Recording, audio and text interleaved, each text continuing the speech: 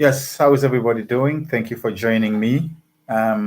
It's the 5th of February, and it has been like a very, very interesting day. We put a lot of work in today. I'm happy with the progress that we have been able to make so far with our projects. I'm talking about the CNB projects and GNL projects. And yeah, basically, it's a very exciting time to be alive.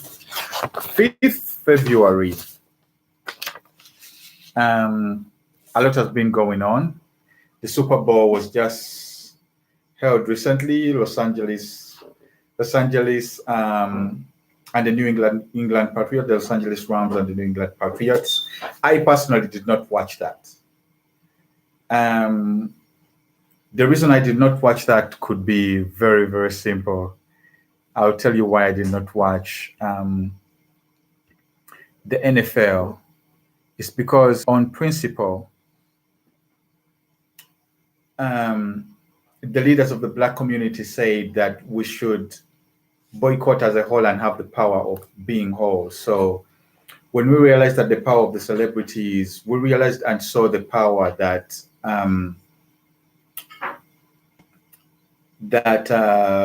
sportsmen held, like Muhammad Ali, and that other the athletes raising up their fists at the Olympic Games. All of that, like, kind of lets you know that the envelope or works that are for the progression of us as a people are sometimes moved forward by people who God has blessed with a spotlight, like sportsmen.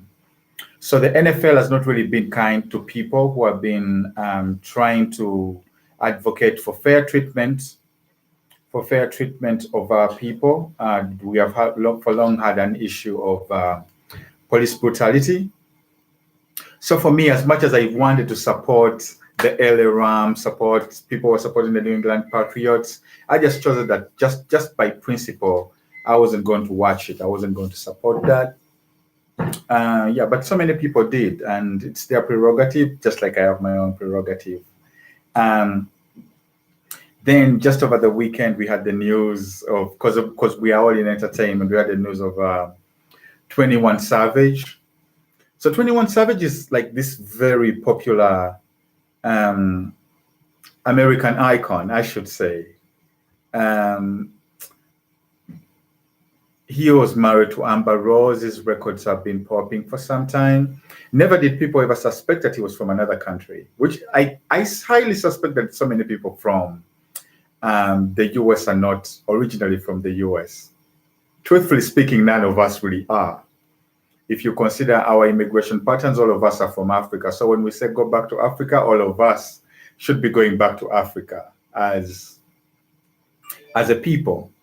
But that aside, I'm talking about like now recent history. No, people didn't know that he was coming from, that he was originally from the UK. But I think general knowledge should just inform us or take precedence in knowing that when a person leaves a country when they are 12 years old and set up camp in another state and begin living there for a very long time. Hi, all the people joining me online. Begin living there for a very long time and begin having family there. They begin becoming acclimatized. Like 21 Savage is, I think that kind of like makes him part of the land or one with the land. So he had that issue going on. They found out that he had overstayed his visa and blah, blah, blah. But if you look at it if I look at it in a way that I would like to view a more perfect world, I would imagine a world which goes back to the principles of Pangea. I'm an idealist, but I would like people to go back to the principles of Pangea, where we tear up all the borders. Just like John Lennon said, no country to live or die for. Like, it should be humanity that should be put ahead of borders. Where is that? If that man has been coming from a ghetto right now, his latest album is about changing his life around from the struggles to trying to overcome poverty and trying to overcome like family struggle. And for you to take that away from him, from people who have been looking up to him for guidance and is working his way up to a position of reform, I think that's a disservice to a community. And yeah, so for the 21 Savage fans out there, that's some of the news that I could gather for you. And the news is like kind of like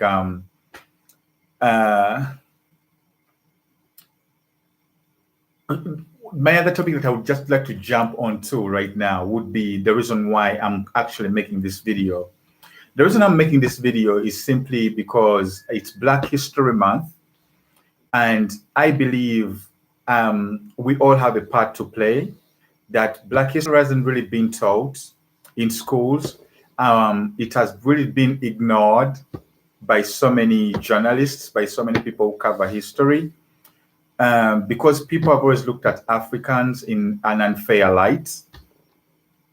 So has how our history been ignored. Now, in the first episode, I kind of highlighted why even the Africans and African Americans and all Pan-Africans around the world, why they fall short of discovering their history is because they only look back or begin counting the points when other people made contact with Africa. But I think we should be in a much richer, more comfortable space when we begin letting the world know where civilization began, where art began, where music began, where languages began, where basically education and inventions of like things like paper and communication and decency that comes from the heart, that coming from Africa, I think, which is what we should be concentrating on. Because for me, I believe that when people realize that we have so many things in common, that it's those values that held villages together that could apply to cities, and you do away with the individuality and the greed that's killing us from the inside and also translating into on destroying our environment, we will live much more prosperous lives. When you look at how most indigenous communities lived, the Native Americans, Native South Americans, Chinese communities, Indian communities, even white communities, most of the indigenous communities had an element of not only living for you as an individual. I think that's where most of our ideologies fail, that when everything is about me, and it ceases being about us, it leads to more destruction than it leads to building. So collectively, I would just like to highlight that it's February 5th. And in order for us to do a service for our generation, to leave something behind of worth to Black children that are coming up, is to introduce them to the blueprint of their ancestors and their grandparents and the people who we consider leaders in our community. And that will bring back the sense of pride, because there's so much propaganda that's even showing in media that we would be respecting. Like, I personally lost respect for the History Channel a long time ago. That's just one of the examples. But even like so much mainstream media will whitewash our history of Black art and just replace that with a white person or a person who is lighter.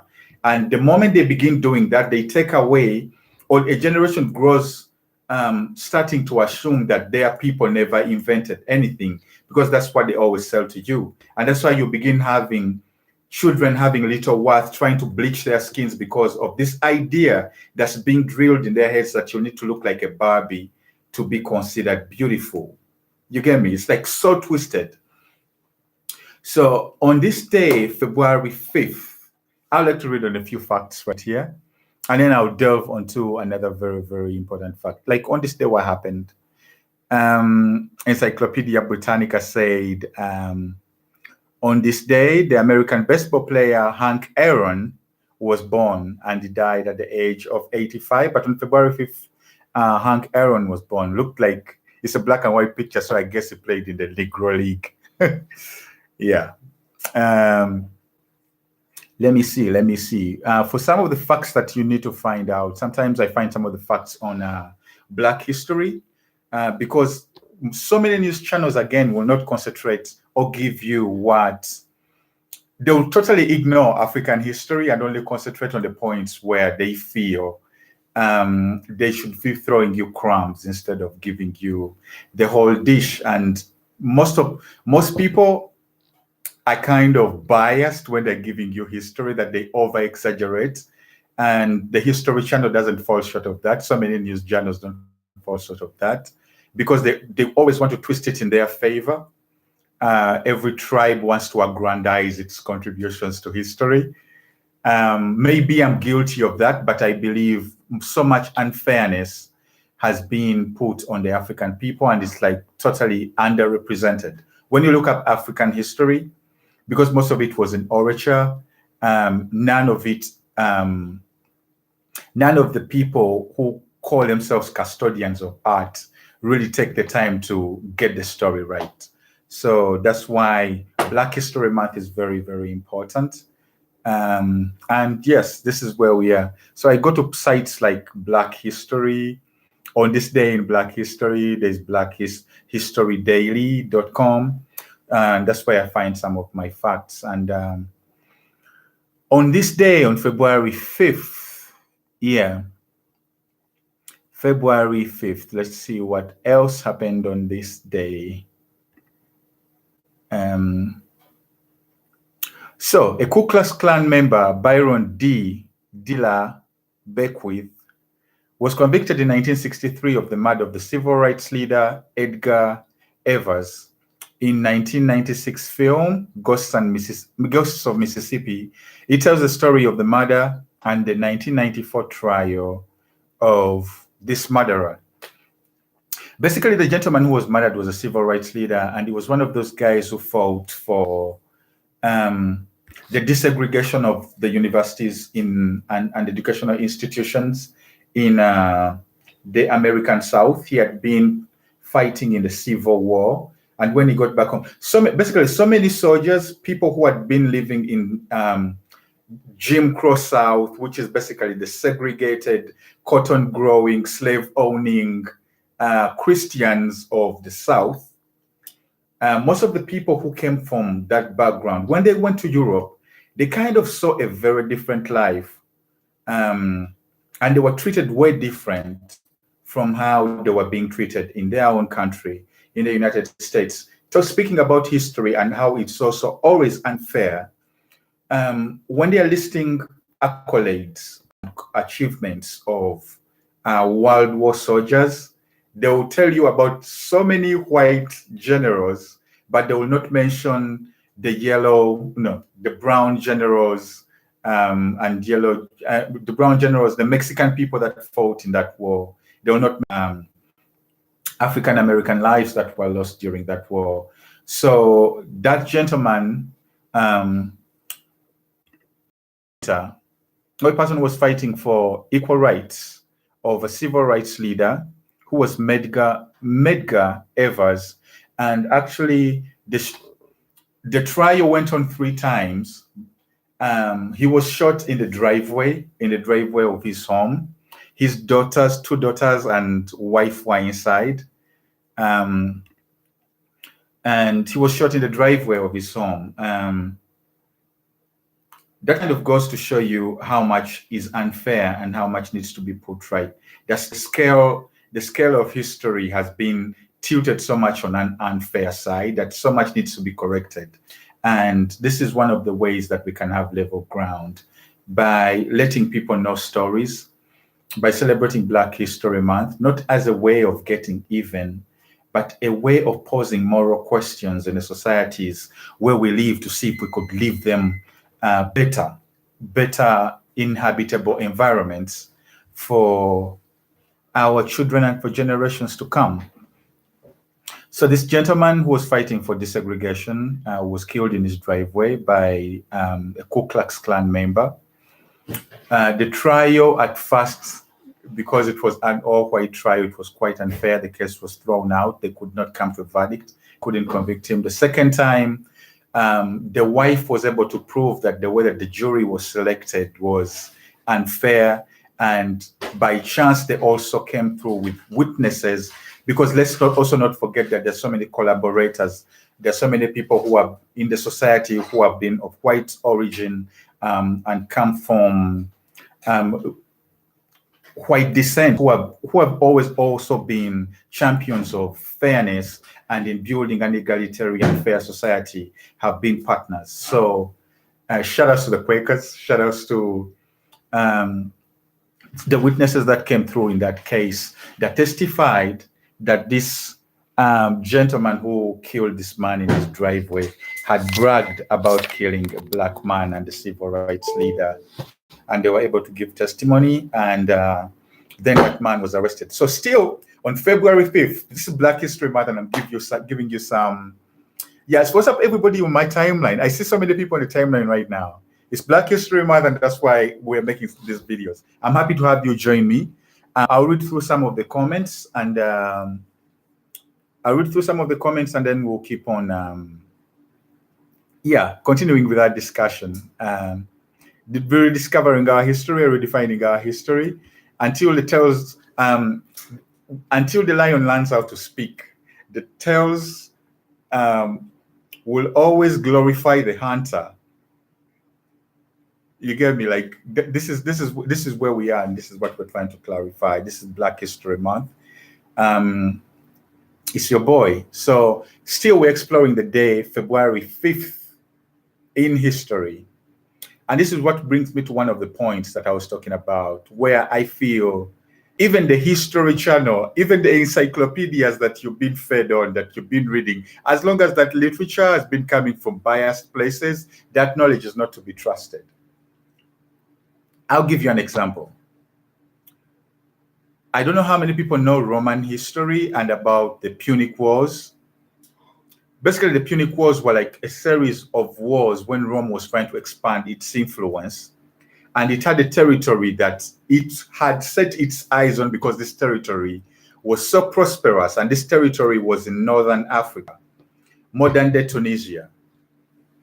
Now, the people that inherit modern-day Tunisia, we know most of them have been of Arab and more origin, black origin. And the gentleman that is considered to be one of the most famous figures of the Punic Wars, besides Scipio, who was his adversary. From the Roman side, you had Scipio, and then on this other side, you had a gentleman called Hannibal. Hannibal is one of the most brilliant war generals that has ever existed in the history of fighting. Basically, you could have Shaka Zulu, Genghis Khan, Hannibal, and I don't know how many current generals that you have. But I'll show you how unfair it is whenever history is trying to portray African heroes and African leaders. Hannibal led an army of about 4,000 Nubians, right? He's a gentleman who fought most of his wars through strategy. He had elephants. Most of his generals, he was feared because most of the time he had like a huge physique, like that African Igbo Moorish, build, and that's how he's described in most of the journals. But when the History Channel, like I was just watching a documentary of how they portray Hannibal, they're going to show you this blue-eyed gentleman, and you're like, why, where, how? Some Hollywood spaces will tell you, oh, we couldn't find actors to act as the gods of Egypt, so we chose these actors to represent gods of Africa, which I believe is nonsense. It's a bias. It's a false narrative that you want that you're propagating to inform people's beliefs. That's how I feel. That false narrative, when a false narrative informs your beliefs, you're telling a lie. You're trying to gaslight a whole generation, denying them pride of who they are, their contributions to history, and those are some of the biases that I believe the onus should be on Black scholars. It should be on people with an ounce of integrity and people who love history, to go back and examine most of these stories which have been wrongfully reported. So many people are called heroes when they should be villains. And usually because history is told by the victors, the Romans, after the Carthaginians lost the Punic Wars, the Romans used to put on these very big games in their colosseums to reenact how valiant and how brave their soldiers were during the war. And they used gladiators to reenact most of those parts. Now, it wasn't usually a level ground, and they over-exaggerated their legends, and even the way they recorded themselves in history is utter bullshit. So that was on the day 5th of February that finally Carthage fell into Roman hands. And ladies and gentlemen, that concludes our episode for today. You can go do some more reading for yourself. Go discover. I'm a lover of history. I love like digging through history books, finding articles, and yeah, I really find it amusing. And not just Black history. I love like Mayan history. I love Germanic wars. I love Viking history. Like basically history is history.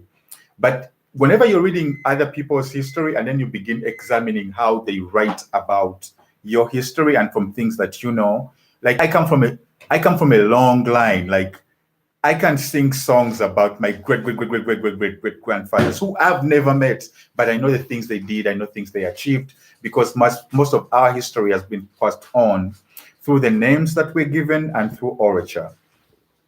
So when you begin finding writings in history, diseases of the after effects of colonialism and imperialism, the British came over to, let me say, the land where I'm from.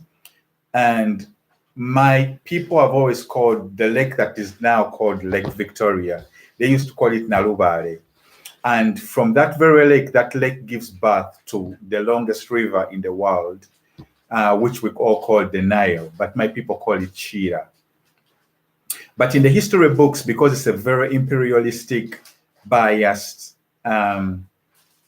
account of the people that wrote those journals, they began naming those places after their queens and their kings, and having the audacity to even say that they discovered the source of the Nile or discovered a river, as if there were no people to see it before. Do you see that that's where the unfairness is. That's what, if it was up to me, you would call those lakes by those names in your countries, and my people would call it by their own original names. That's where it would go back to, because there is a need for Africa to reclaim its possessions, and that begins by taking back the names of things that are ours. I don't want to call that lake Lake Victoria. Victoria has nothing to do with me, but my people and my history runs in my blood, and the connection with the land and the soil, and how old that name is, and the history behind it, to me, is something that is worth preserving. So Queen Victoria can call that whenever she's on her GPS, but the people and my people will always sing songs about the lake that we call Nalubale and the Chira River. Yes, it's 25th of February, it's Black History Month. It's your boy GNL Zamba. Thank you for joining me. Yeah, and let's continue the conversation. Give me suggestions of stories that you find interesting. I'll do some research. I'll tell you what I know. I'll tell you my opinion. I'll tell you how I feel. Some might rub people the wrong way, but if the truth rubs you wrong, then the truth was never meant to be sweet. The truth hurts, and it is what it is. For the betterment of all society, I believe it's fair to treat all people fairly, and I don't think my people have been treated fairly in history. So we're celebrating Black History Month for the upliftment of all peoples in the world, Pan-Africans, and all the people who want to come together to build a better society. No borders, egalitarian, all resources should belong to us, and we should work together as one race. That's the human race. Go back to the principles of Pangea, where courtesy comes from the heart, and instead of me, look at me, feed me, my water, these resources are mine. No, don't come, don't get that, don't get that. We should look for solutions that benefit even the less fortunate people in society. Because most of these lies, whenever you tell so many lies in history, it propagates like the racism is as a result of what people like Charles Darwin wrote in their books. And these are the principles that some of the African schools are still teaching. But people like Charles Darwin were racists who called Africans monkeys, who called the Belgians, when they were writing Congolese history, they used to come and kidnap black girls and then put them. You can go to Google and Google images of young Congolese girls in Belgian zoos, because the history and the papers that they used to read about the people that they found over there, the history and the accounts of people like Samuel Baker, that idiot, were biased. You get me? So that led to people in other places looking at those people as less of human. When they found Africans running without clothes, they don't consider that, oh, out here it never snows, so why would I need clothes in the first place? I only need to be, I only need to be me in my own nature. Why would I need to write if all the stories are sung to me every day? If courtesy comes from the heart, why would I need a gun to kill more than what I can eat? Like things like that and principles like that.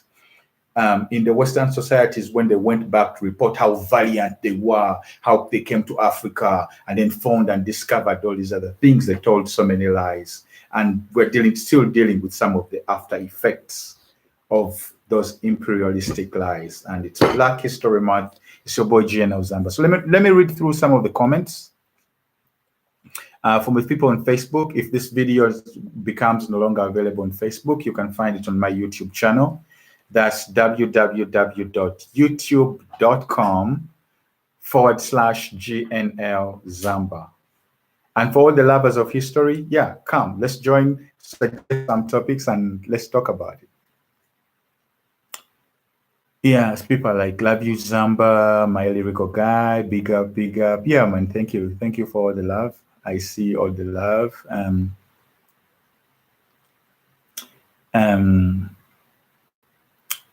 Yeah. Somebody's like Tuli Kuchipanang. We miss your rap. Lecture, great history, Zamba. Yeah, and check out some of my music. Check out the new project that we've just put out. We've just put out an album, which is called the Nsimbi album. And my partner and I are trying to show better ways in which we can collaborate and how diversity can help us advance the way we relate to each other here in society. And most of the songs are from Jewish tradition, and the others are from like African proverbs. And from the basis of those ancient societies, we believe there is knowledge that could inform our times, the values of being fair, the values of sharing, and the values of examining our own ills. Like, I know I have some biases. We were at a museum, which is like a museum in Washington, D.C., and there is a writing on the wall that everybody has those biases, but it's about how you deal with those biases and how you reflect on yourself and try to make basically you examine your biases and you see if you're contributing. Are you a solution, or are you part of the problem? So this is where we are. Thank you for chilling out with me. I'm still reading through some of the comments. Rashid Sentamo, I see you. Somebody is like Nayoli Nanda Gamontu. Basically, when people ask me such questions, to me, it also shows another disease of, Bob Marley called it mental slavery. Like, you still tying your identity to having a document. To you, me having a document is important to you. That's mental slavery, bro. That's mental slavery right there. That's none of your business. Respectfully. Somebody's like, we miss your raps. Thank you, Mawanda. Someone's like Maximilian Christon is like the legend of Zamba. Thank you so much for heaping such praise on me. I don't know if it's deserved, but yeah, I have four #1 albums, so I believe it's deserved. Thank you so much for supporting. Mikwa is like hello boss. Ibra Joko is like hey Zamba. Yeah. Ndagamuntu, nobody gives a hoot. So here we are. Yeah, thank you for hanging out with me. I've been live on YouTube and I've been live on Facebook. So get together with me, send me mails, write a few comments, subscribe to the channel. And let's begin the conversation, basically. Oh, and have so many other projects coming through. Baboon Forest Entertainment is going to be hiring a couple of creative people that I believe we can collaborate and work with in the future. So we'll be putting out a document tomorrow. And when you see it, respond if you believe you can contribute or if it's the kind of arena where you feel you'd like to play. Let's create solutions for our people. Let's create solutions for society. Let's create a better understanding of our world and our culture by the rest of humanity. Let there be diversity. Let there be harmony among all the peoples and all the citizens of this blue pebble that's going around the sun, revolving. And yeah, peace and love. It's your boy GNL Zamba. 1.